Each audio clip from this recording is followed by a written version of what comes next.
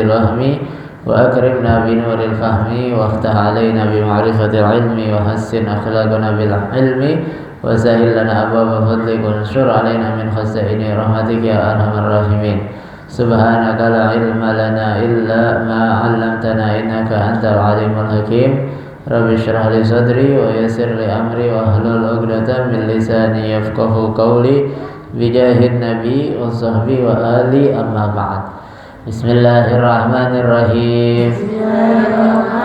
Allahumma salli ala Sayyidina Muhammadin salatan tukhrijuni min dhulumatil wahmi wa tukrimuni bi nuril fahmi wa tudkhili ma ashkala hatta yufhama annaka anta ta'lamu wa la a'lamu innaka anta 'allamul ghuyub. Allahumma salli wa sallim wa barik ala maulana Muhammadin wa alihi nur al-mudhib lin-nisyan bi nurihi bi kulli lamhatin wa nafasin adada ma wasi'ahu ilmullah ya fattah ya alim ya fattah ya alim ya fattah ya alim iftah alaina futuhal arifin. Sallallahu ala maulana Muhammadin wa ala alihi wa sahbihi wa sallam. Nawaitu ta'alluma wa ta'lima wal ifadata wal istifadata wal naf'a wal intifa'a wal tadhakkura wal tadhkira wal hassa ala tamassuki bi kitabillahi wa sunnati rasulillahi wa dilalati ilal khairi ibtigha'a mardatillahi wa qurbihi wa thawabihi subhanahu wa ta'ala. Alhamdulillah, yang sama kita muliakan dan kita hormati sahibul bait pimpinan Yayasan Al-Khairiyah Bapak Haji Abdullah, Ustazah Haja Aziza. Kita doakan panjang umur, sehat afiat, dijauhkan dari segala musibah, dari segala penyakit zahiran wa batinan. Amin. Amin ya rabbal alamin. Segenap hadirin hadirat jamaah ngaji subuh yang dimuliakan oleh Allah Subhanahu wa taala. Alhamdulillah, kita bersyukur kepada Allah Subhanahu wa taala pada malam hari, pada pagi hari ini kita berkumpul, duduk, hadir salat subuh berjamaah dan juga hadir di majelis ngaji Sabtu, ngaji subuh ini. Semoga salat subuh kita dan puasa kita mulai dari hari pertama sampai hari ke-29 ini. Hari ke berapa? Oh, keempat, kirain udah 29. Oleh baju udah 3 setel nih kita punya, udah pengen mau pakai aja rasa-rasanya. Udah pakai lah. Mudah-mudahan puasa kita mulai awal sampai saat ini diterima oleh Allah Subhanahu wa taala, dan ibadah-ibadah yang lainnya diterima oleh Allah Subhanahu wa taala. Amin. Amin ya rabbal alamin. Alhamdulillah, kita lanjutkan langsung yaitu kajian daripada kitab Uqudul Lijan fi bayani huquqi zawjain sampai kepada al-faslul awal fi bayani huquqi zawja al-wajibah 'ala az-zawj. Bagian pertama tentang haknya istri yang wajib dipenuhi oleh sang suami. Ya, walaupun sebagian ada yang masih ada suaminya, sebagian ada yang udah nggak ada, minimal kita punya anak. Kita punya anak. Ada yang udah nikah, ada yang belum nikah. Nah, paling nggak kita bisa ajarin anak-anak kita biar hirup kehidupan rumah tangganya itu selaras dengan apa yang diajarkan oleh agama, diajarkan oleh Nabi Muhammad Sallallahu Alaihi Wasallam. Sebab ini kadang-kadang berarti nggak selalu. Kadang-kadang kehidupan rumah tangga seseorang boleh jadi bisa rusak karena ikut campur orang tua atau mertua. Bisa jadi ikut campurnya, boleh jadi ngajarinnya salah. Kita kan kadang-kadang nih, kalau punya anak perempuan, ngajarinnya nanti kalau kamu nikah jangan mau duit yang megang lakinya, jangan mau kalau diatur ini atur itu, jangan mau ini itu. Pokoknya nomor satu adalah ibu. Itu Nabi bilang, ibumu, gak ada lakimu. Wah, ini ajaran sesat sih enggak, cuman nggak sesuai dengan apa yang disampaikan oleh Nabi Muhammad SAW. Jadi terkadang begitu, sebab pernikahan ini ibadah yang terpanjang.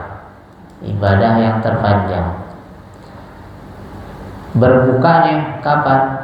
Sampai meninggal dunia baru berbuka. Kalau puasa kita bukanya sampai maghrib. Sholat kita batalinnya selesainya sampai salam, begitu.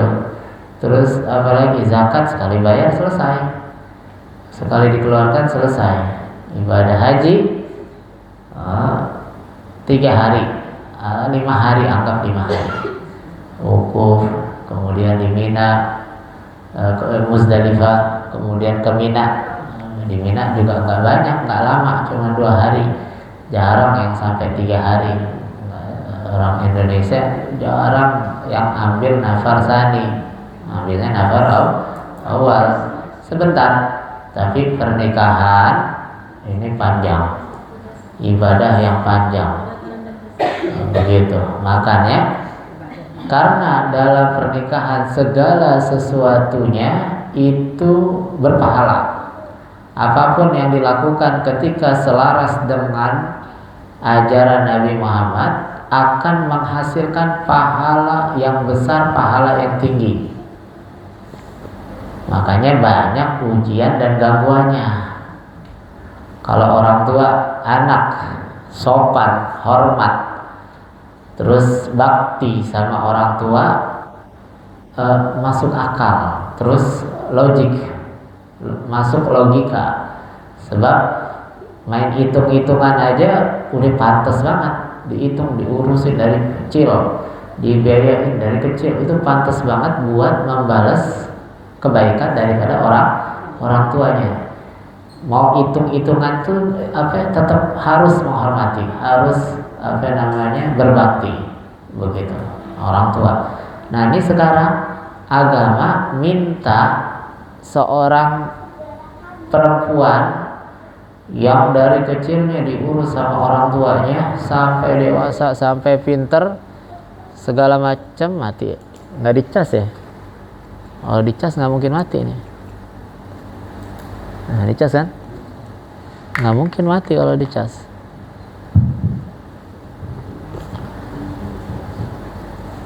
Jadi karena udah gitu diminta itu anak perempuan kita didik solehanya luar biasa, kecerdasannya luar biasa sini.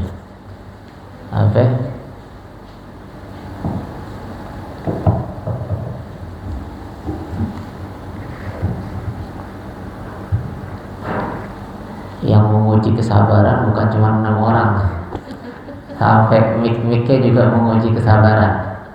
Coba itu. Ya enggak?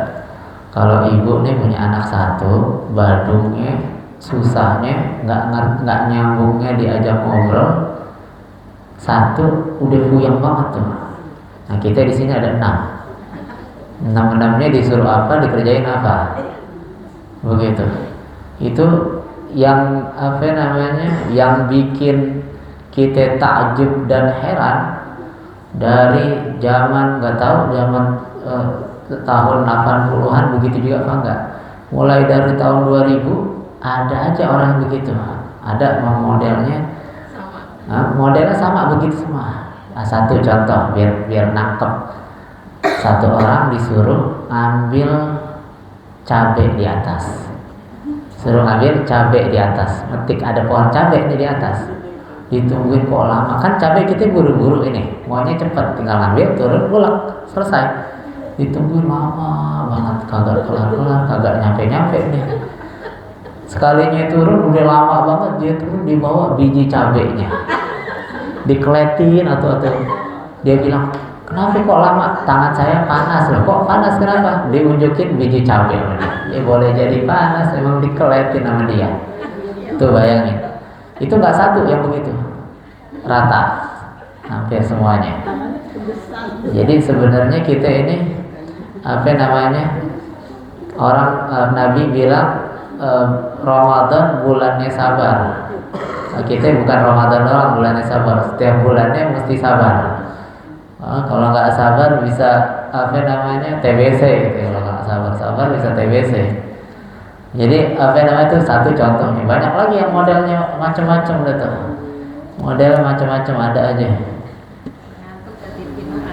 Model itu nggak dalam keadaan segar, bugar, bukan ngantuk, bukan capek, bukan enggak lagi normal, dalam keadaan normal. Gantinya itu ada. Begitu. Gantinya itu ada yang ngantuk. Dulu sebelumnya itu ada lagi namanya Agung ngantuk namanya. Kayak dipanggilin namanya Agung ngantuk. Orangnya masih ada. Nah. Begitu. Dan dia senang-senang aja dipanggil Agung ngantuk. Begitu. Jadi harus emang ada regenerasi begitu. Kita balik lagi nih, perempuan diminta untuk patuh taat sama orang tuanya wajar. Tapi agama minta perempuan harus patuh sama orang yang baru dia kenal, yang nggak ngurus dia dari kecil. Sama suaminya orang lain. Suami istri kan namanya ajnabiyah. Tetap ajnabi, suami istri tetap ajnabi, artinya nggak ada hubungan sama sekali, nggak ada hubungan. Menjadi halal disentuh dengan ikatan pernikahan. Kalau pernikahannya rusak, itu perempuan jadi haram lagi disentuh, haram lagi dilihat, begitu. Apa namanya? Nah ini perempuan diminta untuk patuh.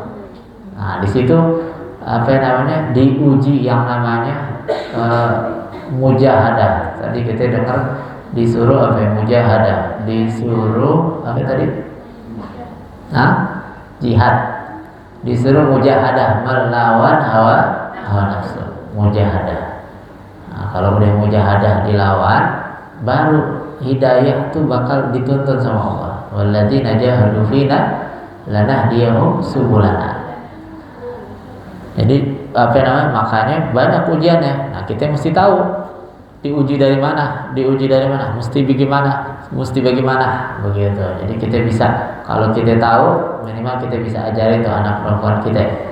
Kalau kita modelnya bawel sama suami, minimal anak kita nggak bawel, cuma cerewet dikit aja, begitu. Minimal berkurang. Jadi suaminya nggak kasihan, nggak tekanan batin. Makanya kita lihat jarang orang baru nikah berapa bulan, berapa tahun yang suaminya gemuk, jarang. Yang banyak istrinya yang gemuk, kan begitu. Ya terlepas dari mau KB, mau apa segala macam, melahirkan segala macam, tapi orang biasanya kalau gemuk itu tanda bahagia, tanda tenang, begitu. Jadi kalau kurang gemuk berarti agak ada tekanan batin, begitu. Jadi ada yang dipikirin, banyak pikirannya, sehingga apa namanya nggak gemuk-gemuk, nggak gede-gede badannya, karena tekanan batin. Itu atu aja tekanan batin, bagaimana 2, bagaimana 3, bagaimana 4, bisa tinggal tulang doang sama kulit tar. Nah ini apa namanya disebutkan di sini riwayat dari Nabi SAW. Wa man sabarat ala su'i khuluqi zawjiha, istri yang sabar terhadap buruknya perangai suami.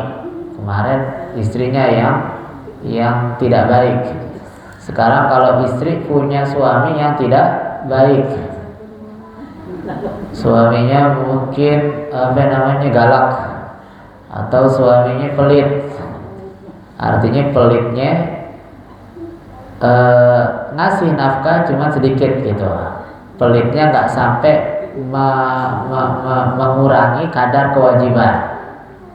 Kan ada yang begitu, ngasih cuma dikit banget, pas banget ini cuma buat makan ame bakwan doang. Begitu, itu pun bakwannya nggak lengkap, cuma toge doang, nggak ada kolnya, kan nggak lengkap tuh, nggak sempurna tuh bakwannya, karena duitnya kurang. Misalnya dapat suami yang kurang baik, seorang istri, maka Allah, dia sabar. Si perempuan itu sabar, Allah akan kasih dia minal ajri, pahala seperti pahala Asia imra'atu Fir'aun. Dapat pahalanya Sayyidatuna Asia, istri dari Fir'aun. Kan kita orang nikah nggak tahu lakinya orang baik apa enggak, perempuannya orang baik apa enggak. Begitu, kayak untung-untungan begitu. Walaupun kenal udah lama, walaupun nggak udah tahu seluk-beluknya, tetap untung-untungan. Kadang yang terlihat baik bisa jadi galak. Begitu. Kadang yang terlihat baik bisa jadi pelit, yang terlihat baik bisa jadi bawel, yang terlihat soleh, yang terlihat masya Allah luar biasa, ternyata ngeselin menurut istrinya. Begitu. Kan orang kadang-kadang nyenengin di mana-mana, di rumah ngeselin.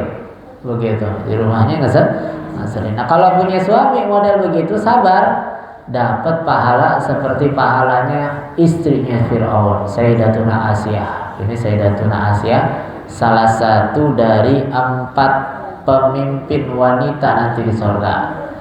Ada Sayyidah Maryam, ada Sayyidah Khadijah, ada Sayyidah Fatimah, dan juga Sayyidah Asia.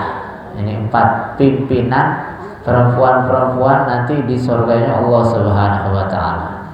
Nah, kita nih istri kalau punya suami yang kurang menurut kita, entah kurang apanya kita tahu dah, maka kalau kita pengen sabarnya kita mantap, kan kita pengennya dapat pahala, sedangkan sabarnya susah.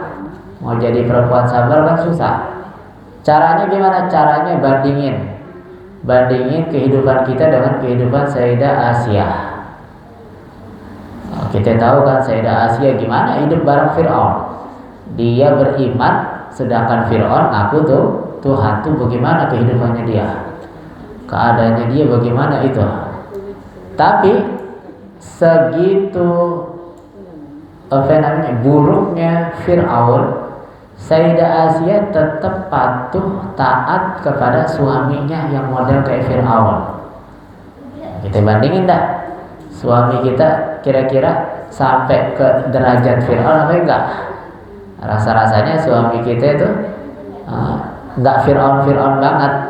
Begitu. Ada suaminya yang ngaku Tuhan, kan enggak ada. Suaminya yang hidupnya semena-mena, ada yang enggak demen dibunuh sama dia, enggak ada. Begitu. Jadi masih ringan dibandingkan dengan Sayyidah Asia. Bahkan nih Sayyidah Asia, ini Sayyidah Asia bapaknya namanya Muzahib. Sayyidah Asia bintan Muzahib. Ketika ketahuan Sayyidah Asia beriman kepada Allah, maka diikat kakinya, diikat tangannya, terus ditaruh di padang pasir. Ini di Mesir nih, panasnya luar biasa. Ditaruh, kemudian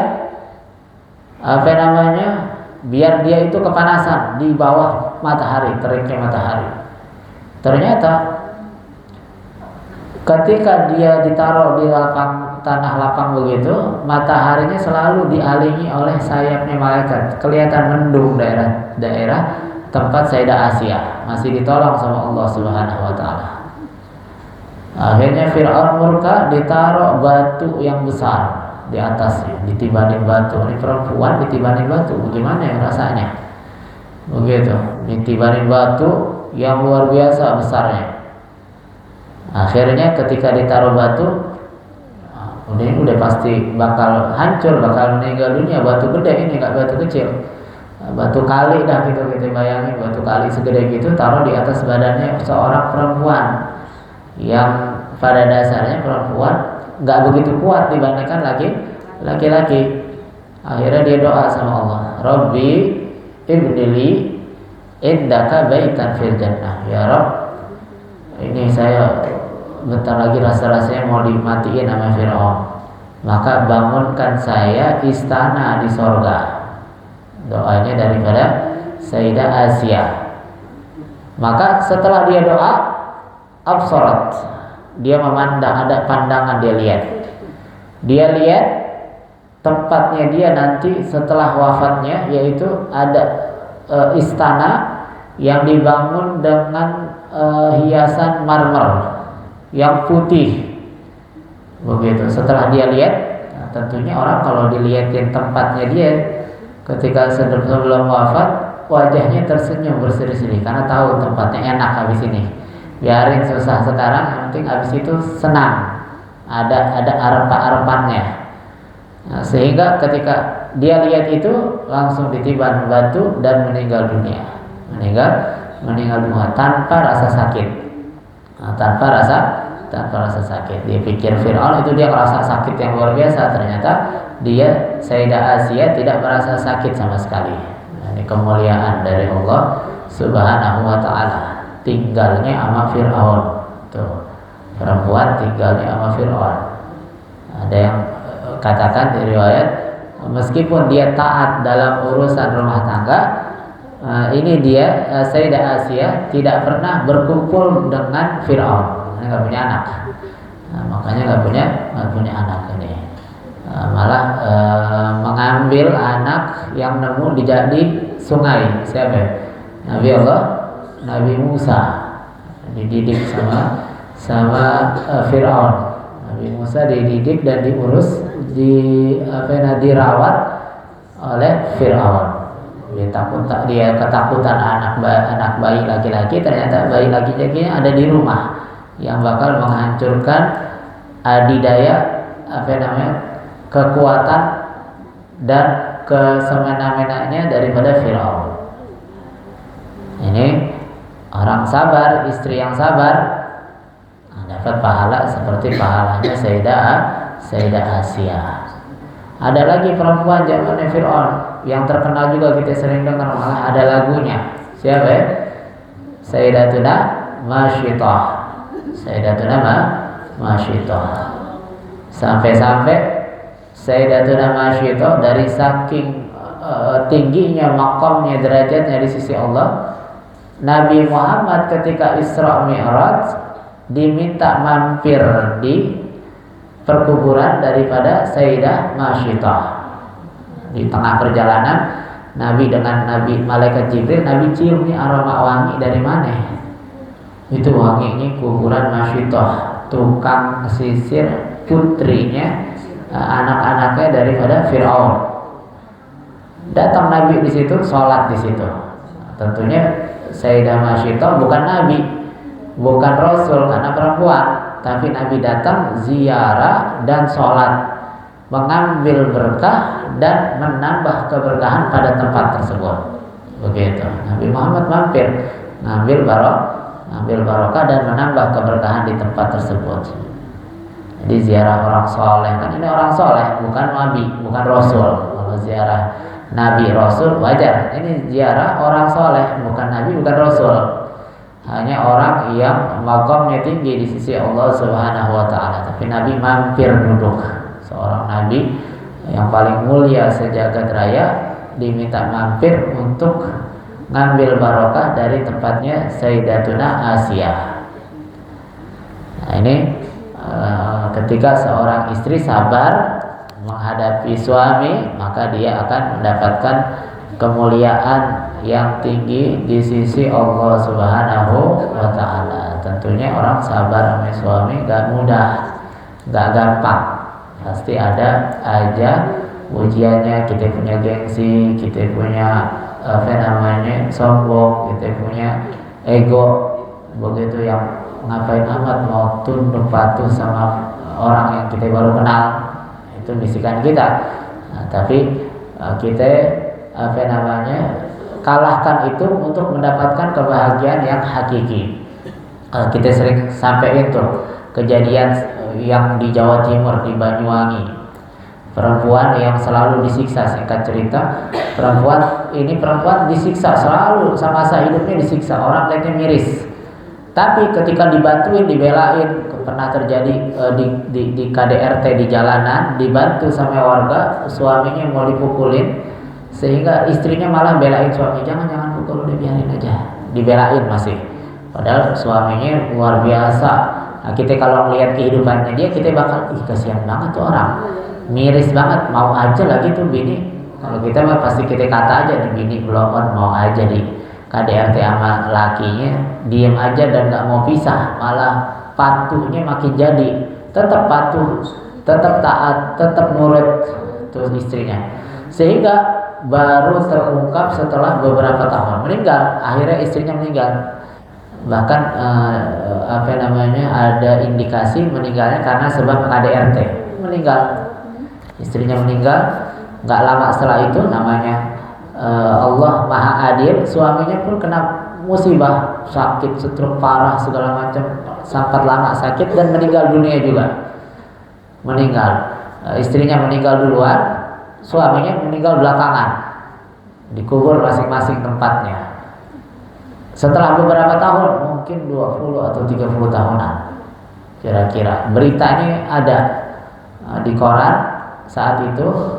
Yang menyaksikan orangnya cerita sama saya punya guru Habib Segaf Baharul. Cerita di awal cerita dari awal tadi itu, dia bilang itu Bib yang kemarin ada beritanya, itu kejadiannya di sini. Itu kenapa jadi ada kejadiannya? Apa kejadiannya? Jadi setelah 30 tahun ada keluarga dari perempuan ini, istri ini mimpi kepengen itu istrinya, itu dia pengen dipindahin kuburannya ke tempat suaminya, sampingnya. Katanya di dalam mimpinya kepengen kalau kali-kali suaminya butuh sesuatu dia bisa bantuin. Begitu kalau bahasa kita, kali dia pengen ngopi saya bikinin tar di mimpi. Namanya mimpi kan bebas-bebas saja. Dia mimpi tuh.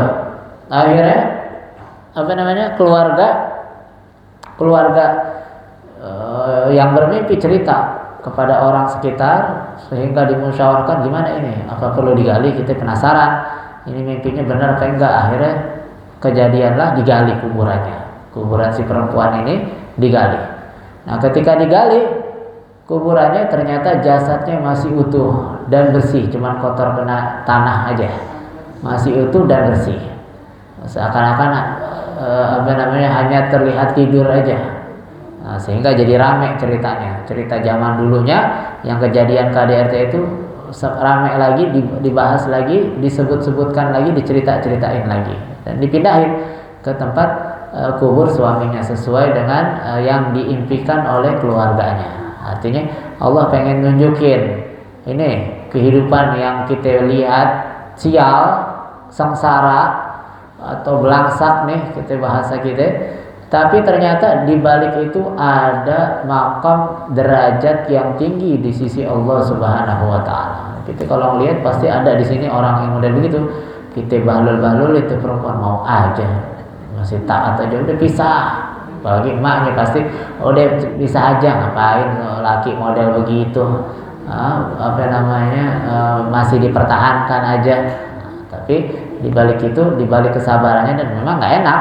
Sabarnya nggak enak, sakit setiap hari, batin, malu sama orang, bahkan sampai meninggal dunia sebab KDRT-nya.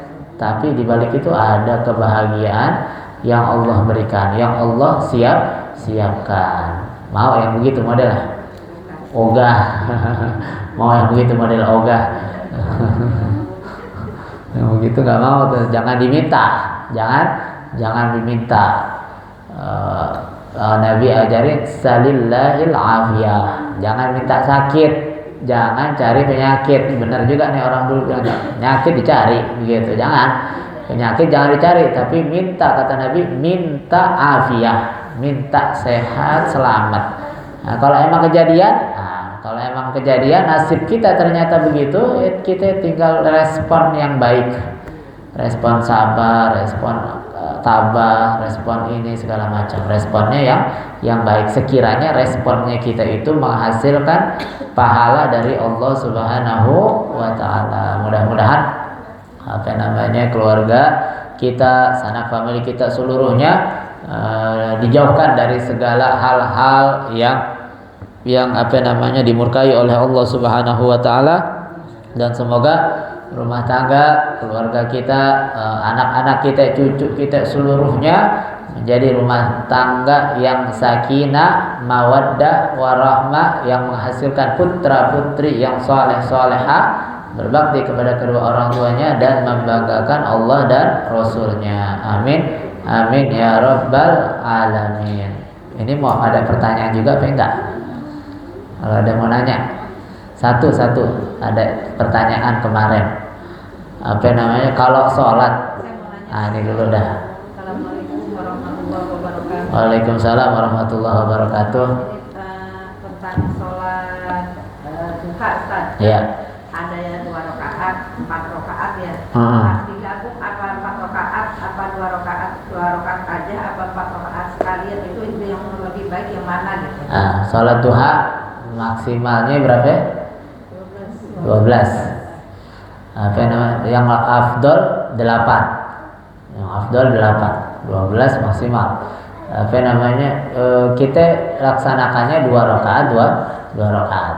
Karena kalau 4 rakaat boleh, nggak masalah, langsung 4 rakaat nggak masalah. Tapi yang lebih afdol, yang Nabi sering kali kerjakan adalah 2 rakaat, 2 rakaat. Kalau malam 2 rakaat, jangan 4. Sholat malam, sebab Nabi katakan sholatul lail masna masna. Sholat malam 2 rakaat, 2 rakaat, jangan 3, apalagi 3, karena mirip dengan sholat wajib, sholat isya, maghrib.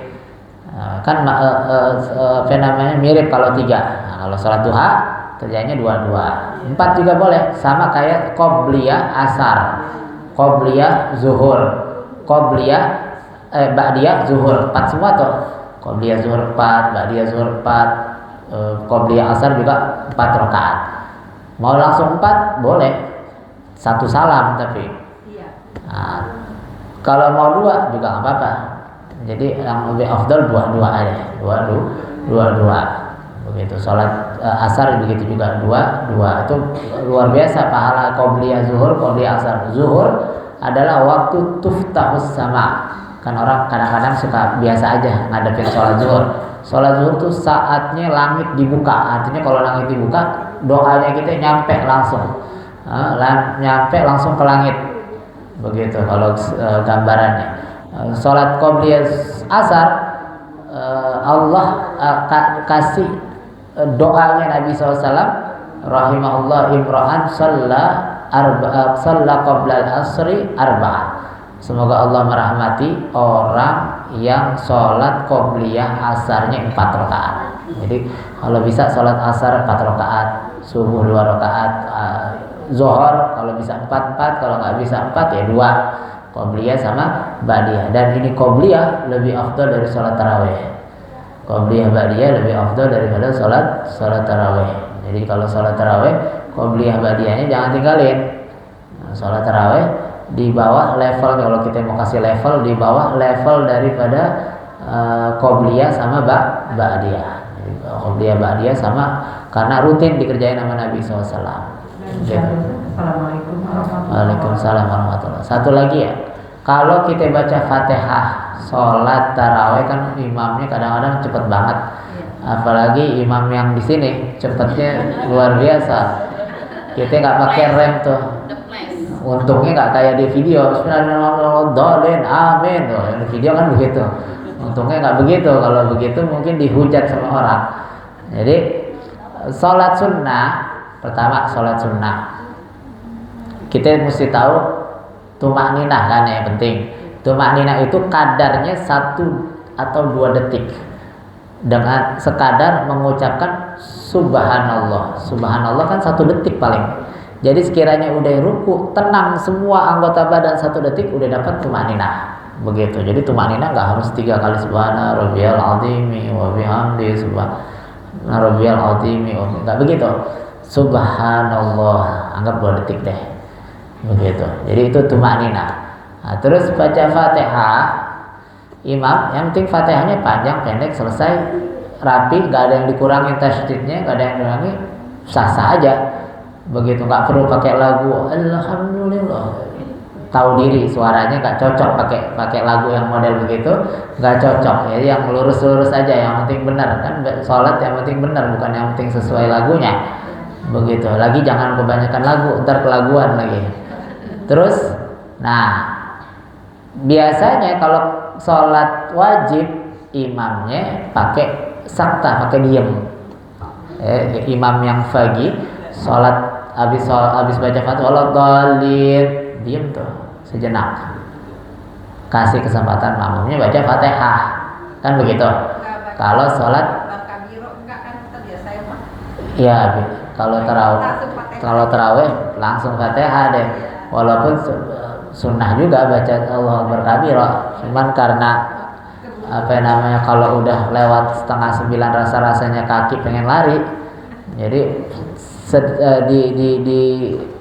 dikemas seminimalis mungkin sholat tarawihnya. Ini kalau sholat fardu biasanya ada saktah, orang yang ngerti aziz al-dhalin amin diem tuh, dia zikir atau apa tuh imamnya, karena dalam sholat kita nggak boleh bengong, makmumnya kasih kesempatan baca Fatihah.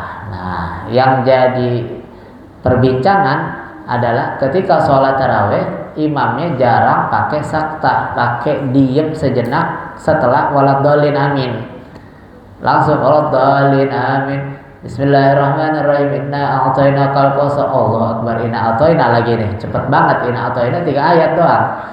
Kita baca Fatihahnya bismillahirrahmanirrahim, alhamdulillahirabbil alamin, arrahmanirrahim, maliki yaumiddin. Lama kita baca Fatihahnya.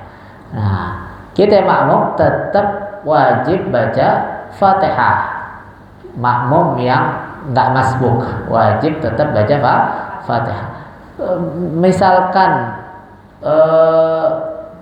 Fatihahnya kita emang lambat bacanya, emang kebiasaan lambat, maka dia itu tetap harus baca Fatihah. Kan bingung kan nih tuh, coba orang kan cepet gitu kalau emang ini ya, udah dibilangin kalau ini cepet, tapi begitu terus.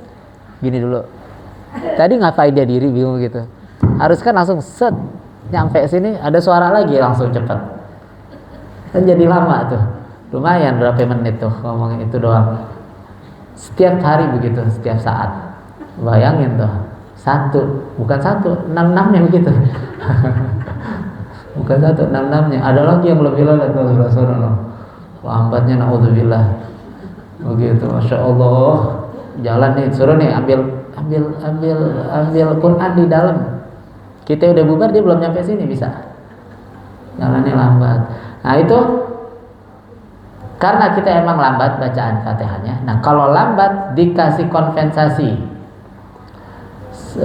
boleh ketinggalan 3 rukun besar. 3 rukun besar, ruku, sujud kedua. Sampai sujud kedua belum selesai juga batal. Pilihannya dia mufaraqah, pisah, atau dia keluar dari, atau rakaat itu dia nggak dapat. Begitu.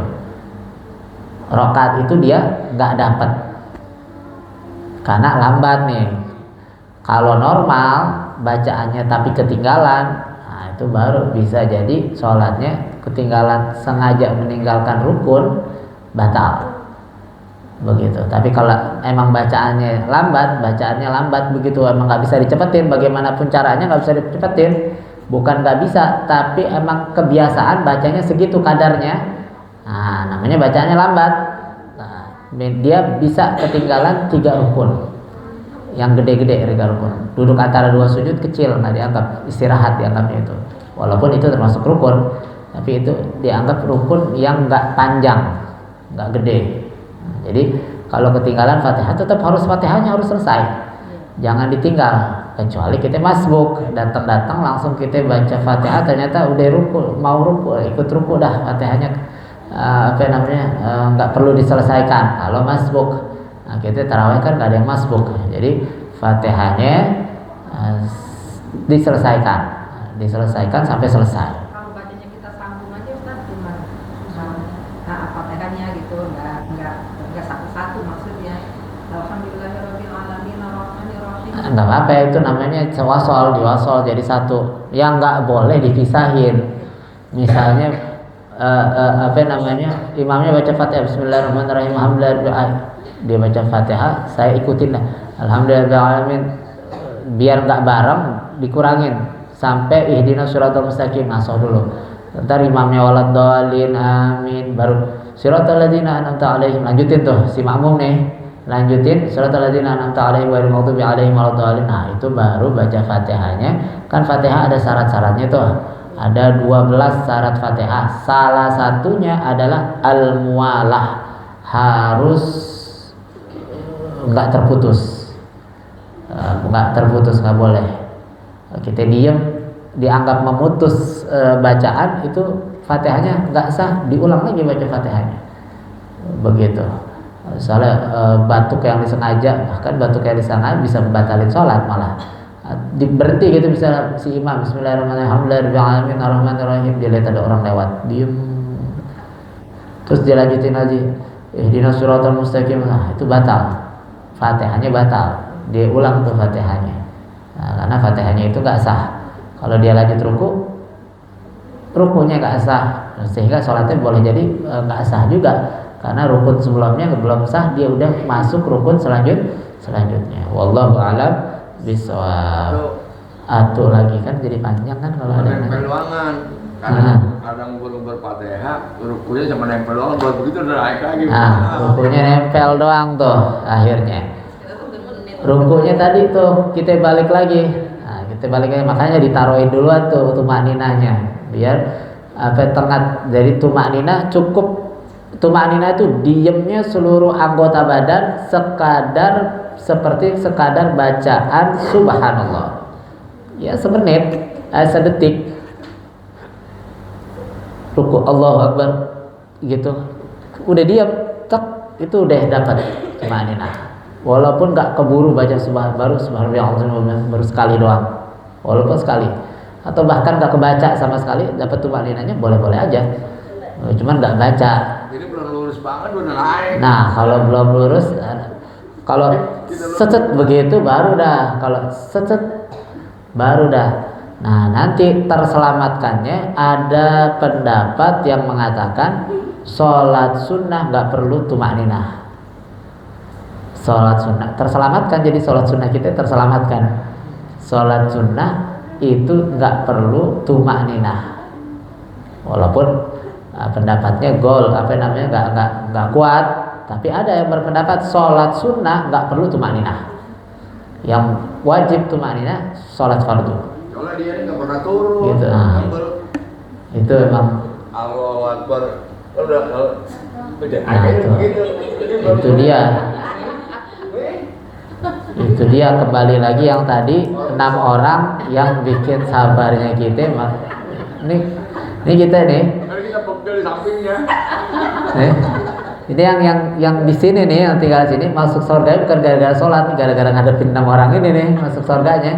Ngadepin ini sabar lagi. Allah dibilangin sekali nggak? Ini dibilangin kalau Sabtu gelar ini, keluarin ini.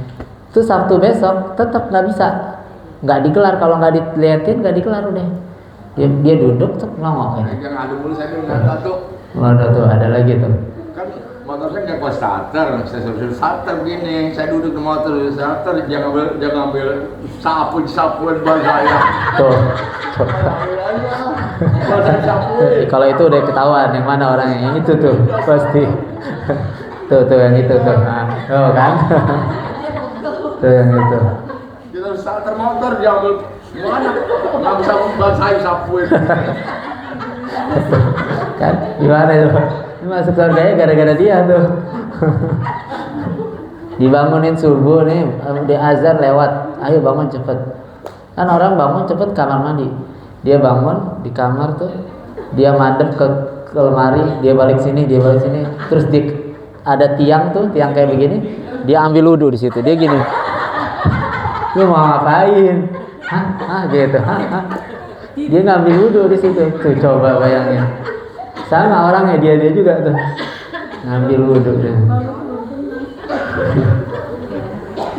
Kalau diceritain, kalau ditulis jadi novel ini. Kalau ditulis kejadian-kejadian saban hari ada aja.